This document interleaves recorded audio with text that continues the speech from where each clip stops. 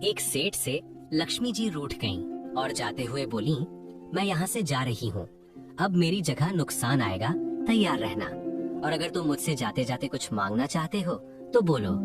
सेठ बहुत समझदार था, बड़ी विनम्रता से बोला, माता नुकसान आ रहा है तो आने दीजिए, बस मुझे एक वरदान दीजिए कि मेरे परिवार में हमेशा सुख और शांति बनी रहे। लक्ष्मी जी मुस्कुराईं, तथास्तु कहा और वहां से चली गईं। अब उस सेठ की 4 बहुएं थीं। कुछ दिनों बाद सबसे छोटी बहू खिचड़ी बना रही थी। उसने खिचड़ी में नमक डाला और अपने काम में व्यस्त हो गई। तभी दूसरी बहू आई और उसने खिचड़ी को बिना चखे ही और नमक डाल दिया और वो भी अपने काम में व्यस्त हो गई। इसी तरह तीसरी और चौथी बहू ने भी खिचड़ी में नमक डाला, बिना चखे और काम में लगी रहीं। रात को सबसे पहले सेठ खाना खाने बैठे। जैसे ही उन्होंने खिचड़ी का एक चम्मच लिया, उन्हें महसूस हुआ कि इसमें बहुत ज्यादा नमक है और सेठ जी तुरंत समझ गए कि नुकसान आ चुका है। किसी से कुछ नहीं कहा, चुपचाप खिचड़ी खाई और चले गए। अब खाने की बारी उनके बड़े बेटे की थी।